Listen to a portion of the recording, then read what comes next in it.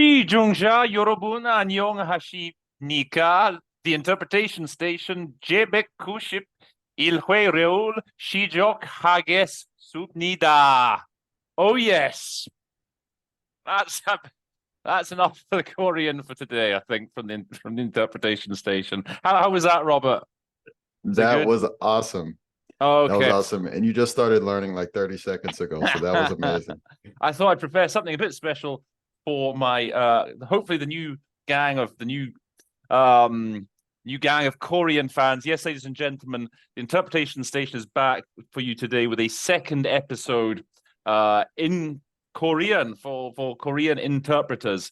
And if I'm doing an episode in Korean, well, I'm obviously not going to be doing it by myself, am I? No, so I've got my trusty Korean sidekick with me, the one, the only, the Korean Brad Pitt of the international interpretation scene, Mr. Robert Holloway. Robert, how you doing? I'm very good, thank you. I'm hardly a Brad Pitt though. we'll work on it. We'll just we'll create the persona. Loving it. Well, How's thank life you. treating you? Oh, excellent.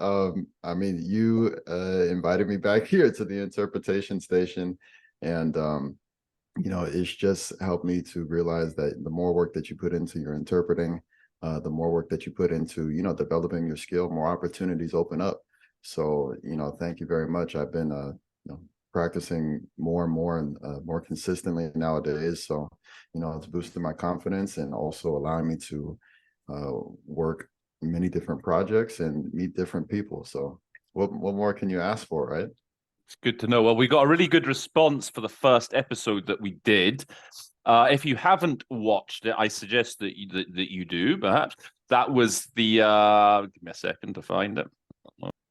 So that was episode 189. Okay, where we did in 189 we did a statement by, was it the Korean president, the Yes, the South South Korean Korean president. president at the general debate 2022 last year. And as I say, we've got 210 views, 14 likes, 5 comments. Went down really well. So as I say, I'm going to leave the little the banner there. You can click that and go and watch that first, because today, as with all things come in pairs, right? Bacon and eggs, fish and chips. Well, we've done the South Korean president, and I couldn't resist it. I wanted to to jump down the rabbit hole, and I said to Robert, it'd be really interesting to do. We've done this with South Korean president. How about we do a statement by North Korea, or the DPRK, Democratic People's Republic of Korea? And So you we're were even gonna. asking me before the first episode finished, you were asking me to do. I wasn't I? Yeah, yeah. I'm like, okay, let's do it. Let's do Couldn't it. help it. So we have done. That's what we're going to do in today's episode. So, well, Robert, do you want to sort of introduce it a bit more? Tell us what we've got in store then. Yes, absolutely. So on today's episode, we're going to be looking at Kim Sung's 77th UN General Assembly speech. So Kim Sung is the current ambassador from North Korea to the United Nations. So this speech was given at the same time that of the speech that we looked into in the previous episode. So that was in September of 2022. Same year. So today, a few things that you'll learn in this workshop. Do North or South Koreans ever speak their mother tongue at the UN? If you had this question before, certainly Roland asked this question. You'll find out today. The second thing, the main differences between North and South Korean speech, because there are differences. And then the third thing, why Korean interpreters may not interpret Korean speeches, and what circumstances, and what does that even mean? Why would a person who is not a Korean interpreter be the interpreter or giving a rendition for a Korean speech? So we're going to look into those three things.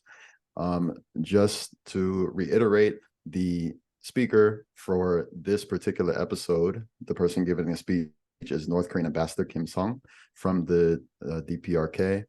This is from the 77th session of the UN General Debate, which took place in New York in September of 2022. So let's go ahead and pull up the script. If in doubt, call them the DPRK. As I say, I might not be. I don't think they like being referred to as North Korea. Although they will. So sometimes the French say Corée du Nord, and if I hear French saying Corée du Nord, I'll say North Korea. But yeah, most countries tend to like to be referred to by their constitutional names. So just a quick tip there. And actually, before we get into the speech, I did want to give some of the differences between North Korean speech and South Korean speech. And really, to delve into that, we have to go back to just after World War II. So right after World War II, you had this separation of world powers based on ideologies. You had capitalism, and then you had communism, or capitalism and socialism. And in the case of Korea, there was influence on both sides. So there was heavy influence by the United States and capitalism in the southern parts of Korea, and heavy influence in the northern parts of Korea by Russia and communism. So fast forward a few years, the war in Korea broke out in 1950. And that spanned until 1953. But even after the war ended, the country was separated at the 38th parallel.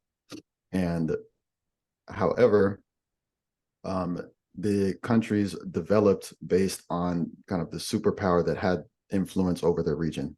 And what I mean by that is the North Korea developed based on Russian influence or communist, influence, and then South Korea developed based on capitalism. So you can still see that dynamic today, of course. So, and you can still you'll see that in the language, and you'll see that you'll see those dynamics even in the speech, and we'll get into that and I'll explain. But one of the greatest differences between North and South Korean speech is the pronunciation. So in the same way, you might be, maybe you're from the northern United States, like maybe you're from New York, but if you go to the southern United States, you go to a rural area, the pronunciation is different. It's the same language, but the pronunciation is different. Same thing with North and South Korean. And even the name of the language itself is referred to differently. So for example, in South Korea, when you are referring to the Korean language, you say 한국어. And in North Korea, when you refer to the Korean language, it's referred to as 조선어. So typically the approach in North Korea is to maintain kind of the purest forms of the Korean language as they possibly can, and to kind of prevent outside influence on the language itself. Whereas South Korea is more of a kind of open country and is more open to maybe American or Western ideals. And you can see that in the language itself. Like in South Korean, there are a bunch of what we call loan words, but they don't have those loan words in North Korean. A loan word, for example, in Korean will be the word juice, right? Like, juice that you drink. Now, if you're in South Korea, South Koreans will say juice, but they'll say it with a Korean accent. So juice. But in North Korea, because the premise is to maintain the purest form of the Korean language, they'll say hanmur, which means like sweet water. But it's using Korean characters. So it's not a loan word. It's actual Korean characters and Korean words and Korean concepts. Another example will be ice cream. So if you're in South Korea and you're talking about going to eat ice cream, you'll say ice cream. So it's like saying ice cream with a Korean accent. But then in North Korea, they say 얼음 과자. 얼음, which means ice, and then kwaja, which is like a cookie. It's or like a that's snack. Yeah, like a snack. oh, So frozen interesting. snack. Yeah, yeah. That's very So interesting, eh? yeah, this is one of the examples. But you just see in the language that there's a strong push in order to maintain like a pure Korean element. Right. So it's like so in fact the North Korean version is like, if anything, yeah, the purer version is it's like ye old Korean, is it? Right. Exactly. And then if there are any if there are any examples of loan words, then they may loan words from Russian, Oh, really? from the Russian Right, language. Yeah. right. I don't, that's what I've heard. I don't know it. I couldn't give you any examples right Yeah, offhand, yeah, but yeah. yeah, that's what Okay. I've heard. And do you struggle to understand? Is it harder to understand the North Korean? Roland, this Uh, speech, if I did not have the transcript for this speech, we would not be able to do this episode. Me, really? really, me personally, again, the languages are the same language. A couple of words might be different, and the way that they're written, certain things will be different. But the pronunciation is so heavy. For me, it is very difficult for me to understand. It is Right. very difficult for me Right. to understand. On top of the speech in itself uses quite a bit of poetic language, and it talks about kind of overcoming coronavirus. The speech also talks about American hegemony, imperialism, and standing up against Western ideals and so on and so forth. So it's a pretty heavy speech. Yeah. It's a pretty heavy speech. So with all of those elements, put together, I had to look at this thing and I'm like, uh, I'm glad I found this transcript because we would have had to push back this episode. Sure. Yeah, in all honesty, it's very difficult for me to understand North Korean speech. It's very difficult. Okay. Shall we go ahead and get into it?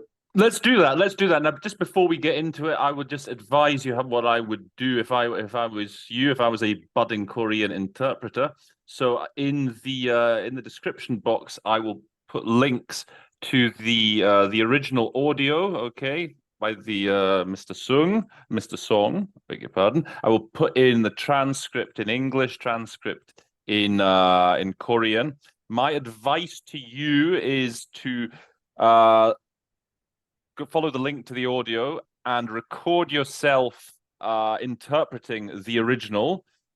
It depends how confident you are. Maybe you can do it with the Korean transcript, or maybe do it blind without a transcript. Just the likelihood is you would almost certainly get the transcript under these circumstances, but still, it's more of a challenge if you don't have the transcript. Record yourself, and then come and watch the episode. Come and watch me and Robert break down the sort of important parts of this statement and see what things you did right, what you did wrong, see what things what new things you can learn. That is how I would do it if I were you. That's what I always advise my viewers. Yes, absolutely. And like Roland is stating, you have the speech on YouTube in North Korean. You have the interpretation of the speech on YouTube in English. You have the speech transcript in Korean, and you also have the translation of the speech into English. So all those links will be in the description of this video. All right. Well, Robert, you're in the driving seat. So Robert is going to take us through the statement, and I will be chipping in at appropriate moments to sort of throw in a bit of extra institutional knowledge. Yeah. So, Robert, go ahead. Yes. So starting with the top here, you can see that Mr. Kim is saying, Mr. President, Secretary General, and distinguished delegates. President of the then, General Assembly. So the UN, the big sort of big thing, the big councils, whatever, the big committees have presidents. So the General Assembly has a president, the Security Council has a president, the Human Rights Council has a president. There's generally it's chairs, chairperson, chairman, whatever you want, but the big ones have presidents. all right. So in the first sentence here, he is first congratulating Tsubasa Korosi. Mhm. I'm becoming the president of the 77th session of the United Nations General Assembly. And under your auspicious or under your skilled leadership, I am sure that you will lead us into success. Okay. A couple of things that I would say there. I mean, everything's pretty straightforward.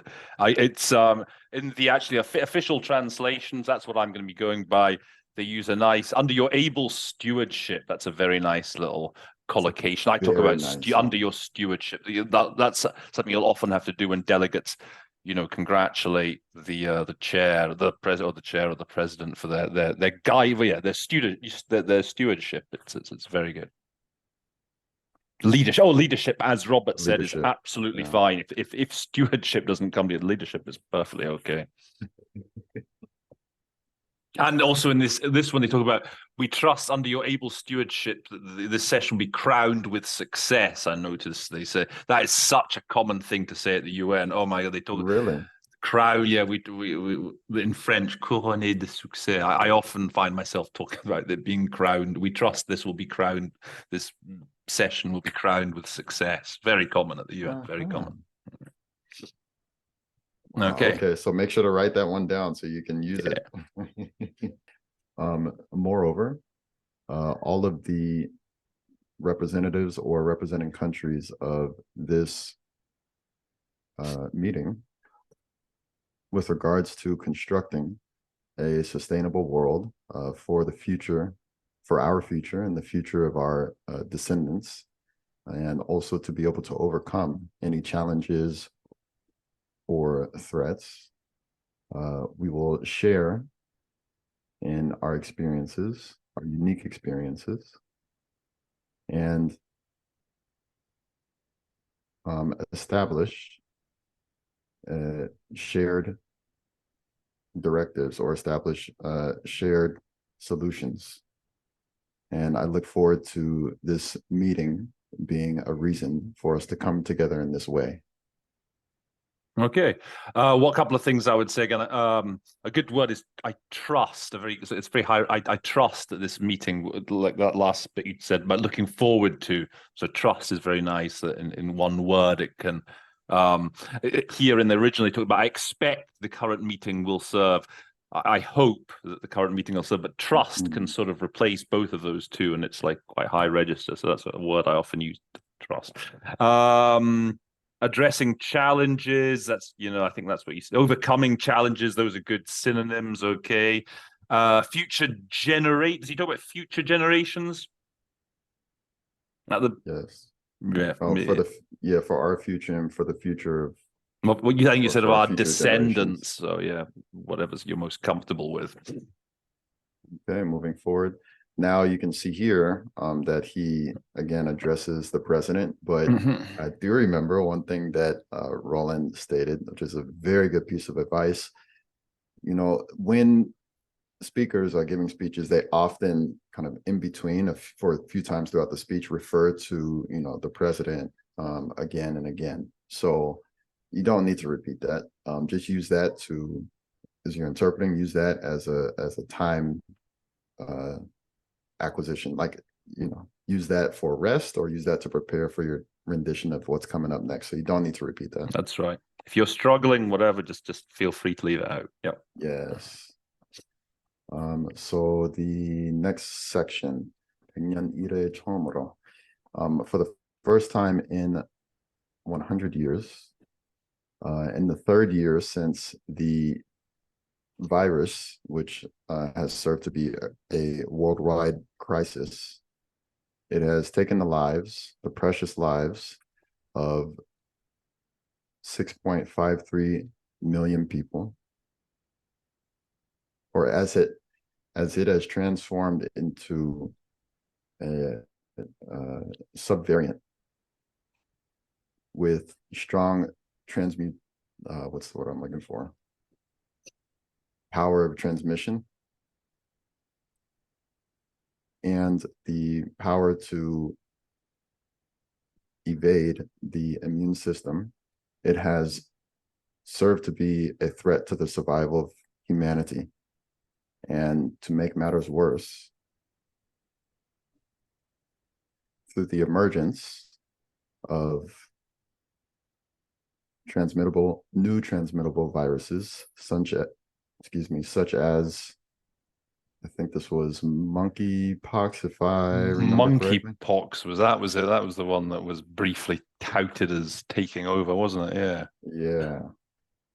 One thing I should point out, that if you will notice when Robert is doing his version, and when you compare it to the official version, okay, there's a big difference in the order of the syntax. I think this is important to point out, because obviously the official version was someone obviously sat down and prepared it, Yes. had all the time in the world, whereas Robert is having to go through it basically more or less word by word, and just adapting, tailoring it to make it sort of fit into a cogent English sentence. So do bear that in mind when you're tallying this off against the original, the official version, right?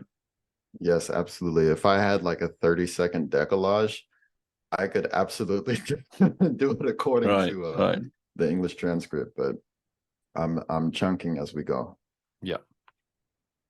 And one thing, just a couple of things I was going to say, because in the official translation, in the official version, they talk repeatedly about this malignant virus. I don't really. What was the word that you were using? What's the word? Which is this word that they keep rendering as malignant? Yes, virus. Malignant. Yeah. I mean, the literal translation is malignant. Yeah, I'm just saying, but right in here. English, that doesn't sound right to me. I think we talk about this deadly virus, right? Yeah. Malignant just doesn't fit to me with virus. Okay. And I was also going to say, with numbers, important thing with numbers, so 6.53 million. No, was that right?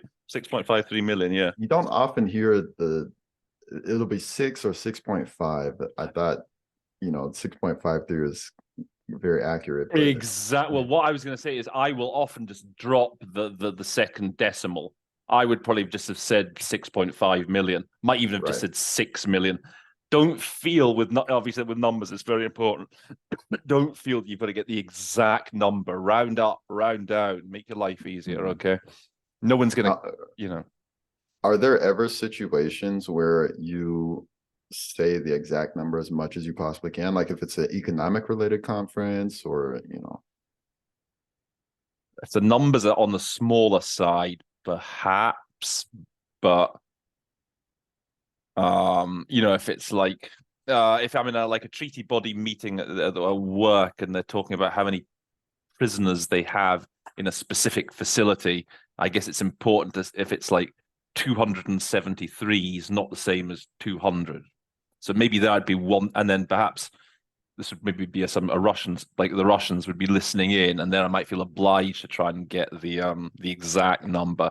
But as a general rule, I would definitely say like round up, round down. It's not what, because you can get the exact figure. You can absolutely, absolutely break your neck trying to get the exact figure. But then I guarantee you will lose the next few words after it. And so you'll have this lovely number, this lovely exact number that you've got right, but you have no idea what it's related to. So generally, it's more important to be able to have a close, the number being close, but you'll know exactly what it's referring to. So that is good to know. Because I've wondered, I'm like, the day that I, get into a financial interpretation, what am I going to do? Numbers have been a tough, one of my, I think for everybody, everyone struggles with numbers. Oh, so through that was actually that sentence I didn't actually finish off. Okay, sorry. And so through this, the threat against world health is becoming ever more serious. Okay. Has been compounded, exacerbated. Those are good synonyms to have. Next one. This year, through the destructive effects of climate change in all areas around the world, including Southern Asia, Western Europe, and North America. A serious issue is coming about in the international community, which is causing human loss, or a great deal of human loss. Is that it? Yep. Yeah. Okay. I was just going to say, you said talk about destructive effects, devastating. Is it? I think that's almost maybe a bit stronger. Devastating impact, devastating effect. So that can be a good alternative to destructive. And as Roland is also providing his insight, I'm going to highlight the different words for which he provides synonyms so that you Korean interpreters out there will know. Moreover, with the UN system at the core of the current international order, and due to the overpowering and abuse of power by certain countries, according to one-sided Western values, which are trying to, or making an attempt to use these values as a basis, a rules basis for international order. The world's security environment is plunging into a situation worse than that directly after World War II.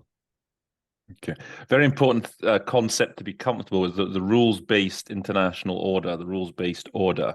That is something that's touted a lot, especially I guess by the US administration, the Western governments. That's something, because often certainly in my other languages, the syntax might read like an order based on rules. Now, okay, you can say that, but again, in English, it's a very specific concept. I think that you want to be able to get out in that order, the rules-based order, the international rules-based order.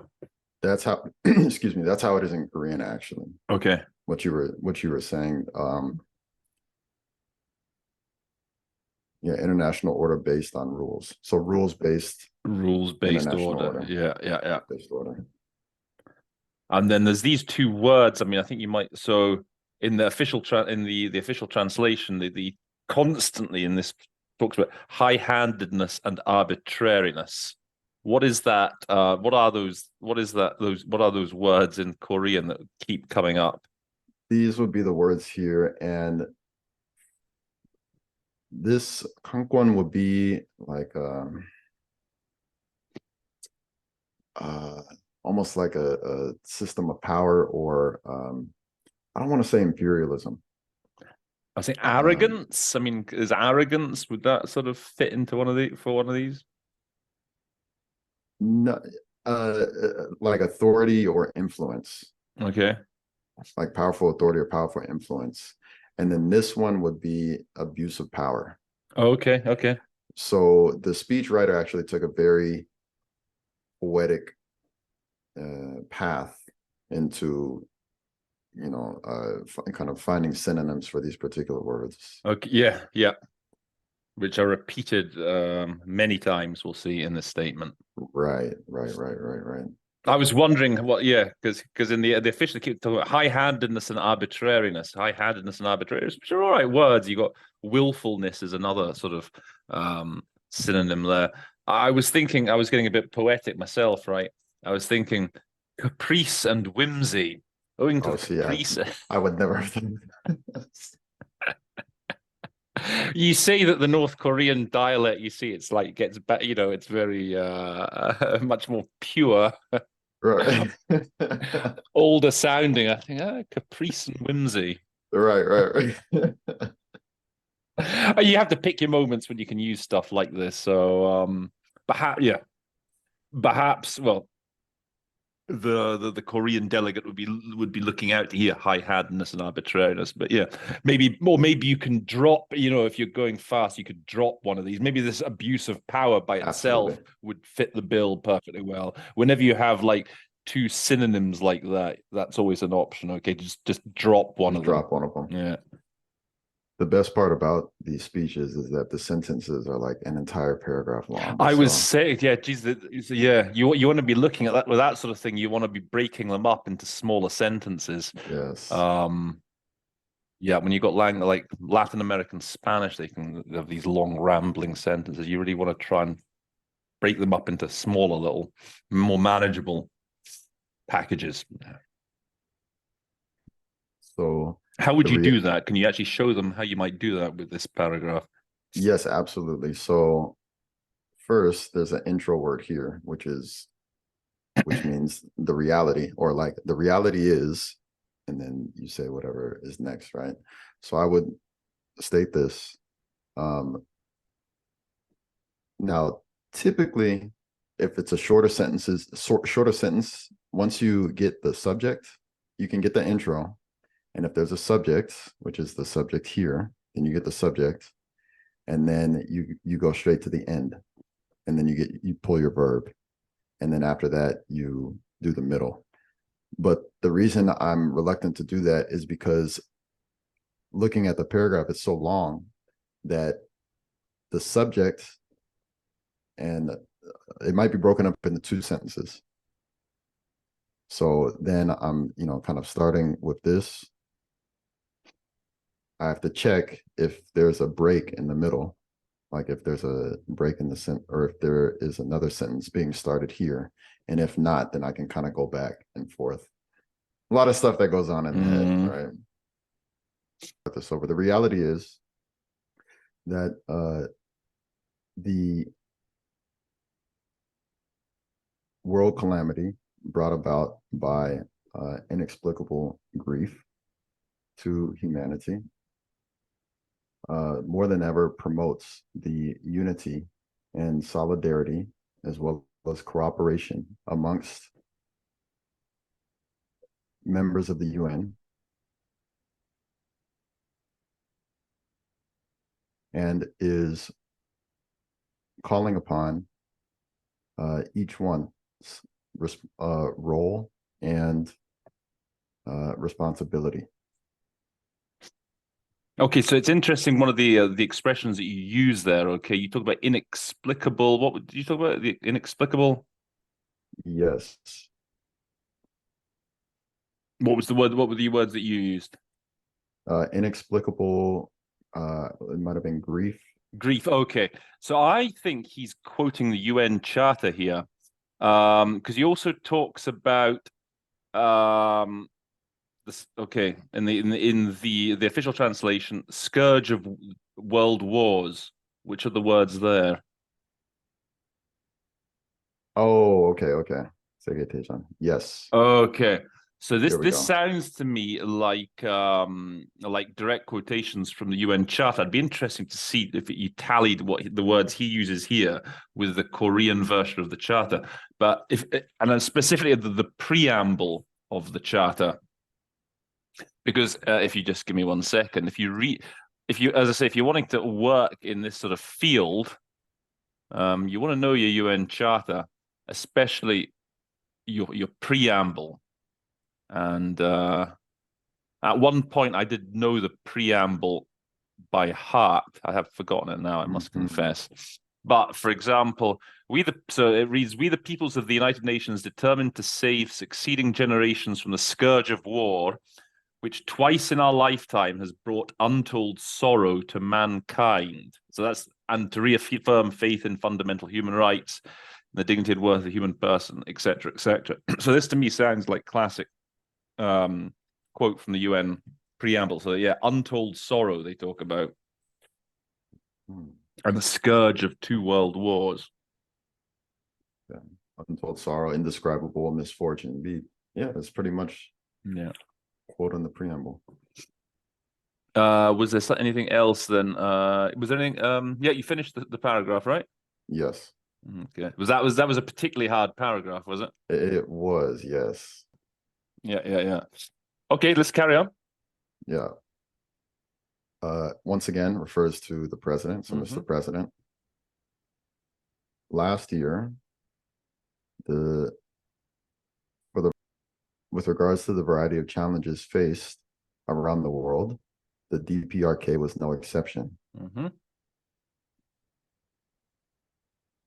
However, in the face of these challenges, the DPRK, through its own strength, was able to overcome these as well as the threat of the deadly virus and protect the safety and lives of our people and achieve development and reach our successes. Okay. In the there's a quite nice little collocation that's used in the official translation. They say the DPRK has scored valuable successes. I quite like that actually. Yes. I often I usually say achieve, achieve successes, but I thought scoring a success. Oh, that's nice. That's nice. Yeah. This is another, I have to say, looking at it objectively, like it's a good speech. Yeah. Like, it's a good speech. If you look at the translation, the vocabulary that's used, and I think that it does well to achieve the purpose that it is, trying to achieve. Yeah. Which is, talking about the World War, talking about, deadly viruses, and later on you'll see, talking about Western ideals and whatnot. But just looking at the speech objectively, like, it's very, rich in vocab. That's very rich. Yeah. Regards to the success, the scored successes and the experiences of the DPRK, the international community has overcome accumulating challenges. Maybe we'd say mounting challenges. There we go. Mounting challenges and established solutions. I look forward, or I trust in positively relying on the topic of discussion of this general meeting. Yeah. General Assembly, presumably. General Assembly. Yes. Right. Okay. Nothing really there from my side. What? Talks about interlocking challenges in the interlocking challenges. I'd probably say that's not bad. I mean, it's all right. Interrelated, okay. Yeah. Interrelated, yeah, that would be good. All right, so starting from April of last year, the unprecedented crisis, the transmutable deadly virus, which has spread throughout different countries, is the serious issue and serves to be a test to our country's ability to react against crises. Okay. Again, it served as a test. You could just condense that. They just tested our country's ability to. I mean, in the official, they talk about preparedness, like to respond to crisis preparedness, and that is a word I mean, they talk about the disaster preparedness, readiness preparedness. Yeah. Shall we move forward? All right. However, our republic's government founded an accurate analysis of our country's current health state and the characteristics and occurrence of the deadly virus have presented a rapid health policy, which is transparent and scientific and utilized for overcoming the transmutable virus. It is through the execution of that policy that in just over 100 days, we were able to achieve a decisive victory over the deadly virus. One thing I'd say that, because it keeps using these adjectives with the virus, I think you'd be forgiven at one point. Just say the virus. We know it's deadly. Yeah. We know it's malignant, whatever it is. So I don't think you would need to keep repeating. Again, if I'm saying here, if you didn't have a text at any rate, you wouldn't perhaps need to continue repeating that adjective. One thing I was going to just say in the official translation, they said talk about the DPRK government made a correct analysis of the features. He uses this word correct, like the correct policy. Doesn't quite sound right to me in English. Perhaps we might talk about a judicious analysis. That sounds it's very high register, and I think it's very it's very much fits the context here. Again, statement at the General Assembly. Better than a correct analysis, a correct policy. It was the right one. I mean, it was a judicious decision. That's a good word to have at your disposal. Judicious, that is a good one. Okay, so I have a question. In most times, like,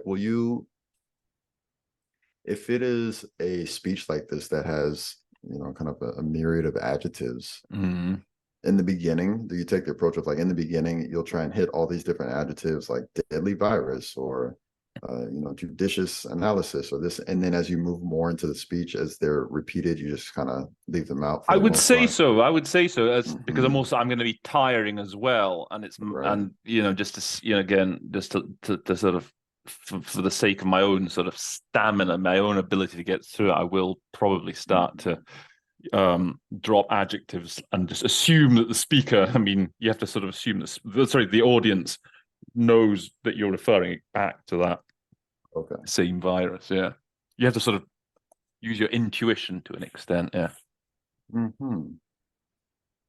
Interesting. Okay, this is so much different than court interpreting. Yeah.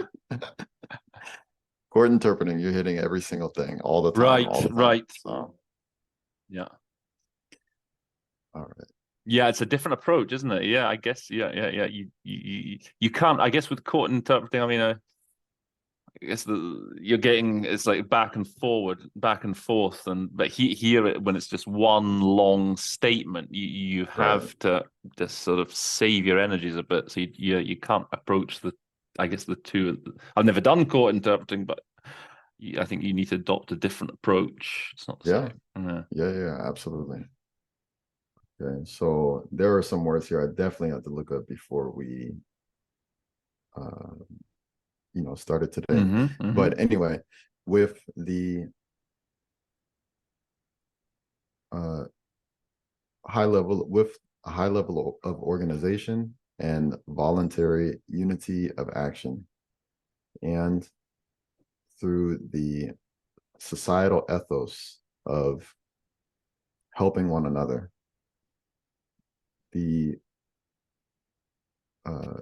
our country's political superiority and its characteristics became the foundation for guaranteeing the successful carrying out or the successful implementation of the scientific antivirus policy. Okay. One thing characteristics, hallmarks is a good synonym there. Characteristics. In the original talks about helping and caring are these superior, are what sets our political system apart, perhaps. That's the message they're trying to get across, right? he will actually speak more about that in the next sentence. So Okay. even more so than other nations, Uh-huh. our country, which has a history of being having a weaker kind of health foundation Mm-hmm. and antivirus grounding, was able to overcome this transmutable virus within a short period of time. In the official, they talk about this contagious. Is that the one when you say transmutable? Is that perhaps the word that he's going for? Contagious. Contagious. Yeah, where is that at? Let me see. And this is the bright result of um, the superiority of socialism and our antiviral or accurate again Judicious. judicious antiviral health policies of our government. Okay.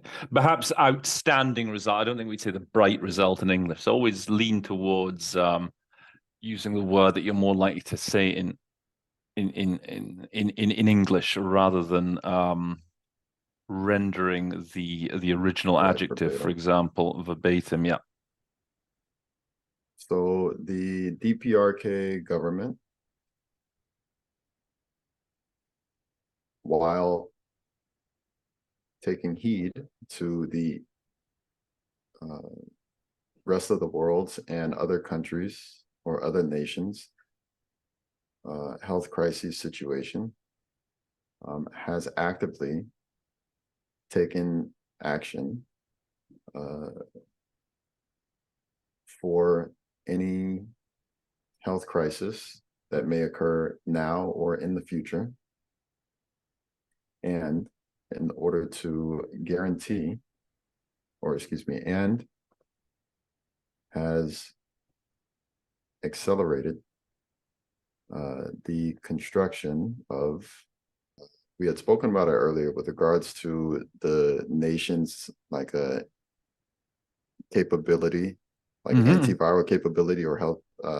Capacity, perhaps. Capacity tends is a better. There was a particular term we had used earlier, but for now, Mm-hmm. our capacity to secure the safety and lives of our people.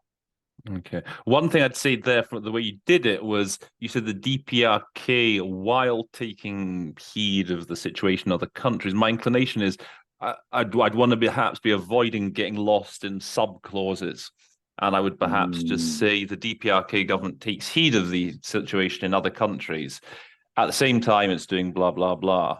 And that way you just get that sentence out the way and you avoid, again, those whiles, those sub clauses again can lead you down rabbit holes. So it's best to maybe just make just one short sentence and then start a new one. I always say that if you start going that direction and you get lost, you lose the whole thing, but you lost the whole you've lost the whole message in the paragraph. Whereas if you just break the paragraph into say two smaller sentences, maybe you lose that second bit, but you get the first chunk. The first chunk's been delivered as a sort of cogent one sentence. So at least you're getting 50% of the information over, rather than with going with a long sentence, making a complete balls up of it. You basically lose the whole thing. So yeah, that is a good point. You know, I wonder if I get caught up a lot of times with those type of sentences. I'm thinking with this sort of language, the way it's structured. I mean, I don't know. Yeah, think about it maybe. Oh, so for the Korean interpreters, he's referring to 주시하면서. So any sentence that ends with 면서, 뭐 하면서, 뭐 되면서, to chop that. Oh, go ahead and chop that. And then end it here, and then start the next sentence with while at the same time, or in doing this, or something along those lines. So with this opportunity at hand, I express my deepest concern to international organizations and other countries, and express my will to cooperate and my deepest concern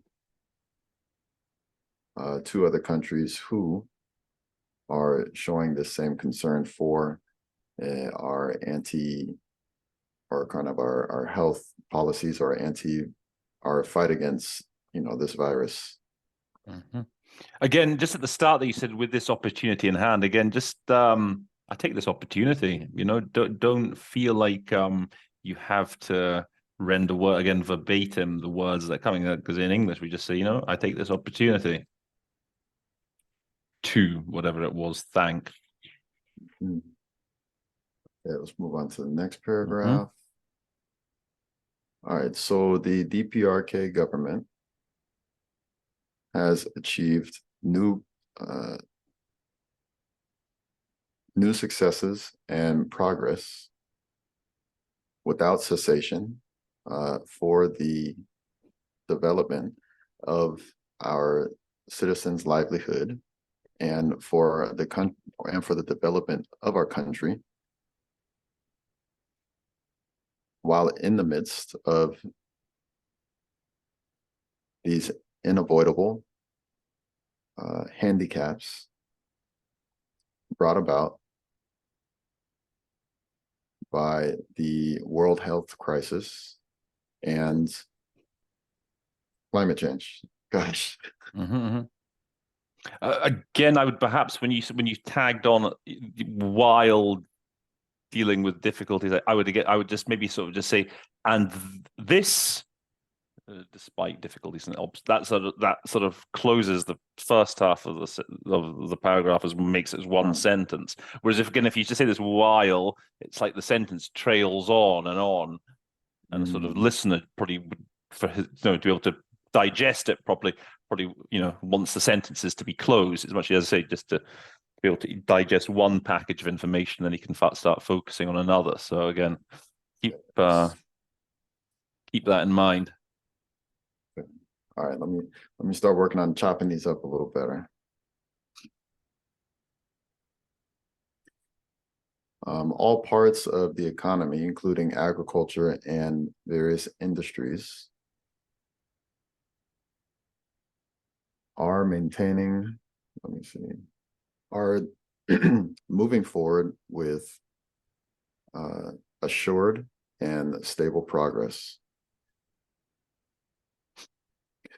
We are offering modern apartments free of charge to our citizens, nutritious food to young pupils and students across the country, new textbooks, and securing new textbooks and school supplies. This is all to promote the businesses of our country. Yay. The businesses of our country. Yeah, it's kind of a peculiar language. Okay. Kind of maybe the efforts of our country, or the directives. Okay. Might be better. Again, I'm wondering if you just want to just sort of maybe paraphrase it into to an English. This is just to keep our country moving forward, perhaps. Yeah, just to maintain the directives of our country. We are doing these things, which include, supplying free modern apartments to our citizens, school supplies to students, and school uniforms. Well, actually, I wanted to bring up one of the words here. Yeah. Which is the word that's used for apartment. This is another example of where you don't have a loan word from English. In Korean, when you refer to an apartment building, you say 아파트. It's just apartment, right, with the English or the Korean accent. But in North Korean, and this is the first time I'd seen this word, it's called 살림집, which is kind of like a living house. Oh, is that right? Yeah. All right, so moving forward, the objective and subjective conditions and environment are ever more unfavorable. Hmm. The objective and subjective conditions and environment are ever more damaging. Hmm. But the reality of our country is that we are maintaining a high level of political safety, and we are achieving transparent and real progress, and at the same time existing in a societal environment, or excuse me, a societal environment of vitality and vigor. Vim and vigor, it says in the official translation. Gosh, I remember seeing that earlier. Anything else? Is that the end of the Oh, paragraph? yeah. No, no, no, no. Uh-huh. But this all goes to show how we are successfully overcoming any challenge that comes our way. Because at the same time, or reason being that at the same time, actually, I think he's speaking, if I'm not mistaken, he's speaking, comparing the DPRK to other countries, right? Kind of us overcoming these challenges are proof of the resilience of the DPRK's government. A proof of, so one thing I had noted here, yeah, because in the official it went this reality of our country substantiates the fact that we can successfully overcome any difficulty, blah blah blah.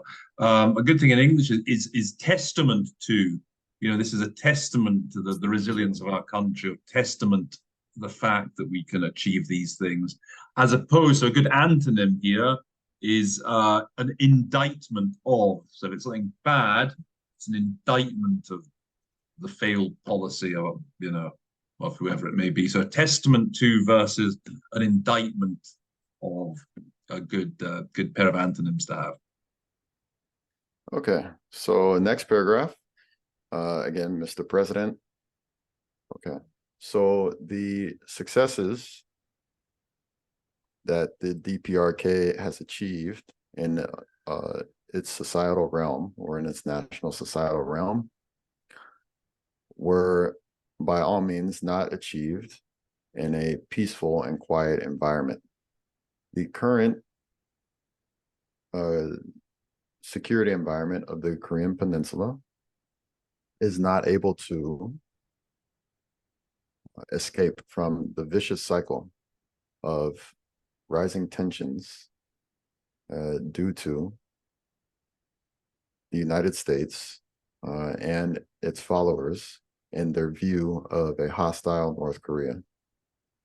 This situation is becoming ever more dangerous. Yeah, I'm just thinking that you said is unable to escape from. Sometimes when you hear something like that, maybe in the original, but that basically means it's stuck in, right? It's just stuck in. Yes. So you can sort of think of sometimes we're just paraphrasing that idea with just maybe one word. Yeah, it's following forces. Yeah, in the original, in the official translation, they're following forces. The U.S. and its following and its what did you say followers? Yeah, I said followers because following forces is just awkward. That sounds weird, doesn't it, in English? And Yeah, if you do it does it verbatim. contain a sort of pejorative connotation? Does it Yeah, I sound mean, it's like it's acolytes? right, and it almost like minions. You can almost think of it Right, minion. like Right, I was going to minions, come to right? that in the next paragraph I was gonna say because minions. I don't know how the register is on minions. no, I like that word a lot. I was just because often you'll have countries like Cuba, Venezuela, or the Russians, they'll adopt very similar vocabulary when talking about the US and the West. And so you want to sort of have a good reservoir of these sort of ideas. Well, for this one, I thought of acolytes. But I've got more to come when we come to the next paragraph as well. Okay. All right. So next one here. So the United States and its acolytes. One of the methods in which are used to justify the hostile view of North Korea and its military threats are through the very fact that we possess nuclear weapons of our own for our own self-defense, or nuclear weapons for self-defense. Yeah. So what I was going to say here is it the same word? It's here I'm just in the official. I'm seeing servile forces. Is it the same? Is it a different word or the same word? Same word. Okay, so you mentioned minions before, right? So I have a sort of set of 4 words of 4 synonyms for that idea. It's in particular, it's the Venezuelans a few months ago. They used this word to describe like the minions of the US. What was the word in? Do you speak Spanish, Robert? I do not. You do not. Okay, maybe some of you guys speak it though. Not yet. And the word in Spanish is títere. Sus títeres. In Spanish, they talk about los Estados Unidos y sus títeres. And minions, right? And then minions, I came up with these other words: puppets, minions, stooges, lapdogs. And the way I remember that set of 4 synonyms is, there's like when you write an email, a text message, you write, just a short pissing myself laughing, PSML, P puppets, S stooges, M minions, L lapdogs. That's how I remember. Oh my gosh. I love acronyms and that are used as mnemonic devices. Mnemonics, right. So yeah, you're gonna hear these kinds of words when you have like the DPRK talking. So it's just good, you can predict. You can always predict. In many cases, part of the game is just predicting what they're gonna say. If you just sort of think just a few minutes before the statement, what they're gonna say, and you can. That really helps. So it really helps if you just try and do that. They're gonna talk about Stooges minions. Right. At some point. Okay, so I can use minions. It's the register's fine. Yeah, absolutely. Okay. Here we go. So just a few days ago, the United States president in this very location stated that the DPRK continues to violate UN sanctions despite their efforts for so-called genuine and continued foreign relations. Okay. In the official, it said to blatantly violate. And it just occurred to me a good synonym for you violating, to flout, just to flout, continues to flout UN sanctions. Really strong word. Yeah, that was actually an example of one thing I noticed where that was an addition that wasn't in the original speech. Okay. Like blatantly is not in the speech. It's not, okay. Yeah, the adjective that comes to complement violation is continuous. This word right here. Okay. But it's anyway, it's good to have as a synonym of violate. Yeah, absolutely. Context. Go on.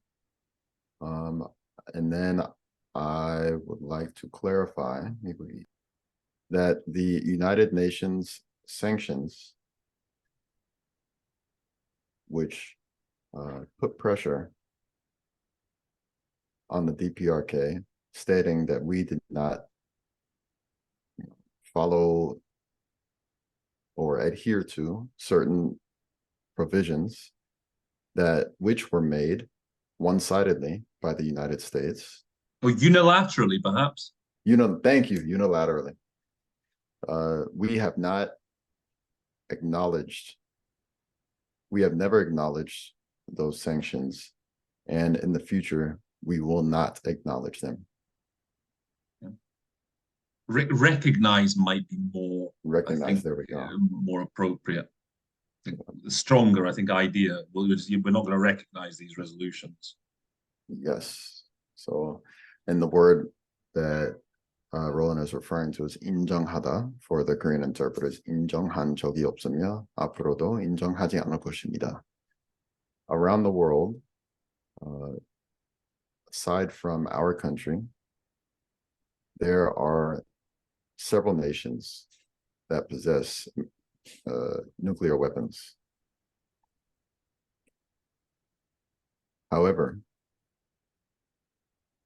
the strongest stance is taken against the DPRK. The reason for this is none other than that we stand against unjust policies, and our system of thought is different. And the UN has approved of this American authoritarianism, which stands against our country. Okay, this is quite an interesting paragraph, this one.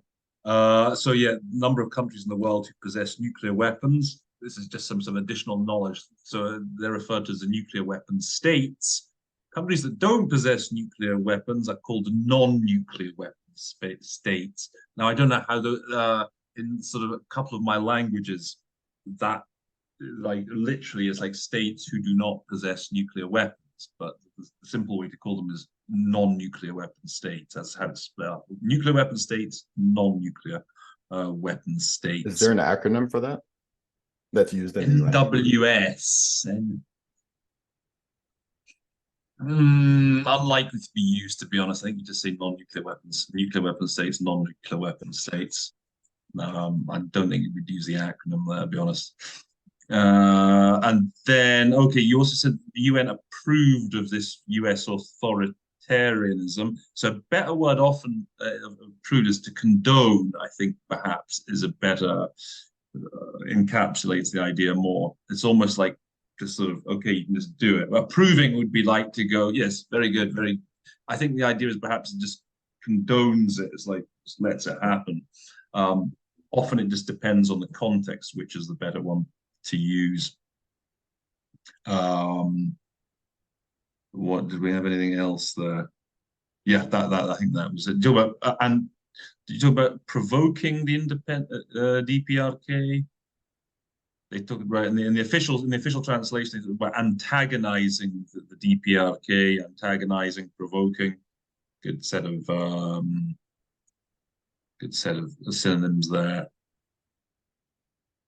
Actually, next paragraph, one other thing I'd like to point out, and I'm sure the Korean speakers will be aware of this, is that when the word for Korean Peninsula is different in South Korean versus North Korean. In South Korean, when we refer to the Korean Peninsula, we say Hanbando, Hanbando. And in North Korean, you can see here, it's referred to as Joseonbando, Joseonbando. So kind of some history for everyone. Joseon is one of the previous dynasties of Korea, of the Empire of Korea. So the North Korean government, you'll see, like, will refer to the country itself many times as the Joseon country, kind of, which I believe is a way to hold in reverence Korea's, cultural history. So currently, the United States in the Korean Peninsula is raising serious concerns through joint military exercises. And this is a extremely dangerous situation that is clearly pushing the DPRK that's clearly pushing the DPRK to the brink of war. Okay, because they officially talk about igniting the fuse to drive the situation on the Korean Peninsula to the brink of war. Is there any Yes, actually, that phrase is in there, to ignite the fuse. fanning the? Is it idea of like fanning the flames, perhaps? Yes, yes, yes, yes. Yeah, I mean, I guess it's literally igniting the fuse again. Perhaps in English, we're more like to talk about, fanning the flames on in the Korean Peninsula to push it to the brink of war, is perhaps in English how we might say it. And I noticed also in the officially talk about the official translation in the surroundings of the Korean Peninsula. I guess we would say in and Yes. around Korean Peninsula. I think would be more English sounding. Yes, right there. Okay. Okay. Well, I have one question before we move on, Roland. So when I listened to the English interpretation of this speech, you can find it on YouTube. Just based on my experience with Korean speakers, it did not sound like a native Korean speaker who gave the rendition. And so if that's the case, it almost sounded like the person, maybe their first language was Arabic or some type of just based on what I heard. I could be wrong, but if that was the case, can you tell us like how would that come about if this person is not Korean, not a Korean interpreter, but they ended up doing the rendition for this speech? Well, I can relate to this directly. So again, if you watch the first episode, I think I might have mentioned it. So when I was back working in New York, I can't remember what I moved in 2017, but there was one year I was doing the general debate, and North Korea was due to speak during the meeting I was in, and we were told that there's going to be a point, what we call a pointer, coming up to the booth from the DPRK delegation. And what actually happened was, so yeah, a guy came up we got given the speech, the statement, the DPRK statement in English, and what I had to do was, when it came to the DPRK's turn, the guy basically sat next to me with a pen, and the idea was I would just read it in English, and he would sort of basically show me when the sentence had finished. Then he'd sort of point, okay, now he's speaking again. In addition to our country, there exist a number of other countries in the world, and he'd sort of run his pen along, and I'd sort of follow it about that same pace. And that's how I delivered a statement by DPRK in the general debate. And I think they do that quite a bit. I mean, if you say that the guy who delivered the statement there didn't sound Korean, I presume that they did the same thing. So why, if that were the case, why would they use an interpreter from another language versus using a South Korean interpreter, even if they did still come and kind of, Yeah, why is that? I mean, maybe they don't want to have anything to do with the South Koreans, perhaps. Maybe they want their statement to come across as I don't know, as an English speaker, like just plain, I guess they take some time to prepare it in English back in capital, and then they just want it delivered in a sort of pretty much a neutral sounding English or American accent. It's not. I guess, yeah. I'm just guessing. Because I guess they can't find many Koreans in New York who would be particularly pro DPRK minded, I guess. So right. Okay, that's so interesting. Yeah, and it could be a hostile booth, if you have people from both countries in there. Who knows? Or maybe that's the thing. Maybe they think if it's just if they find some Korean person, maybe they think that the person will slip something in that would be compromising. So okay. I would assume that's why. Yeah. Okay. Wow, that's very interesting. Okay. Have you ever seen a Korean interpreter interpret or be pointed to or throughout a North Korean speech? Not for a North. I mean, you see Korea. I've seen Koreans. I mean, I've seen the Koreans sometimes get there. I've known them to like have an interpreter to when a minister comes to deliver a statement at a big event, and then they'll Right. have some Koreans coming in. But no, I can't think of any like a North. They always do the same with the pointers generally. The pointers. Okay. The North, yeah. Do you see any other country doing it? Yeah, there are other countries that do it. Yeah, Uh-huh. they're not the only ones. And the general debate that's going on now, it'll happen here and there. A few countries will, some will bring in their own interpreter. Others again will do this business with the pointer. So there are a few sort of variations like that. Yeah, they're allowed to do that for a big event like the general debate.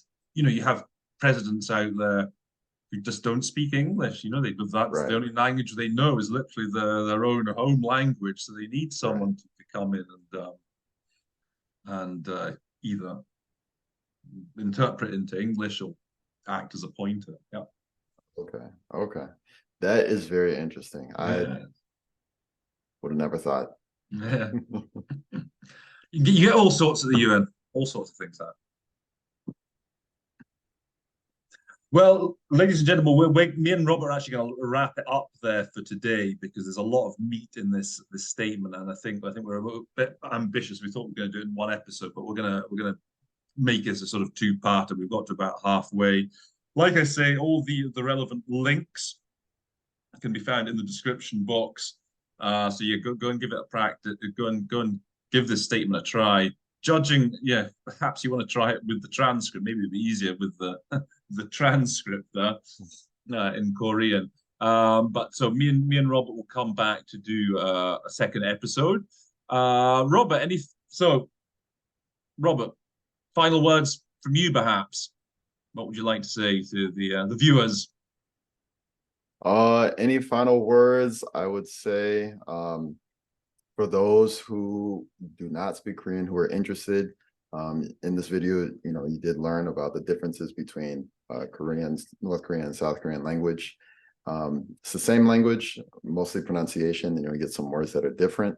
And then in this particular speech, if you are not a Korean speaker, there's still a lot of meat in here that you can benefit from. Just looking at the English version of the speech, and then for the Korean interpreters, of course, there is a lot that you can benefit from. Take it like I have, do a site translation or interpret it, and check it against the translation. Again, the translation is very meaty, but then at the same time, very poetic. I think that it, for its purpose, objectively, it's a good speech. It's a very good speech, and it's written very eloquently with a lot of creative words. So that's all I have to say. Stay tuned for the next one. Where can people follow you again, Robert? Remind us where people can follow your work, as it were. Yes, absolutely. You can follow me on LinkedIn. If you're an interpreter, be sure to check me out on LinkedIn. And then also, yes, also on LinkedIn, I have if you check my contact info, you'll see the link to my website link. And then if you go on there, I have other presentations that are available as well. What to do when speakers speak too fast, how to set your prices, and more. So go ahead and check out that link, and then you can check out the other presentations, and then follow me on LinkedIn. I'm always, doing presentations, sending out newsletters. So if you want to stay up to date with me, make sure you do that before you leave today. Brilliant. Okay, so guys, remember, like, share, comment, and subscribe. Comment if you've learned anything new from today's episode, or if you've got any contributions of your own to make. How do I say that in Korean, Robert? like 해주시고, 구독해 주십시오, 여러분. Cool. And that basically, all that remains then to be done is to close the episode. So with that, all I have to say is that, actually, give me that Korean. Say it in Korean, and I will just gavel it. Say episode 191 of the interpretation station stands adjourned. I will let my partner in crime close us out. Not in crime, not in crime. Partner in interpreting. The interpretation station. 제 191회를 여기까지 하겠습니다. 자, 여러분 감사합니다.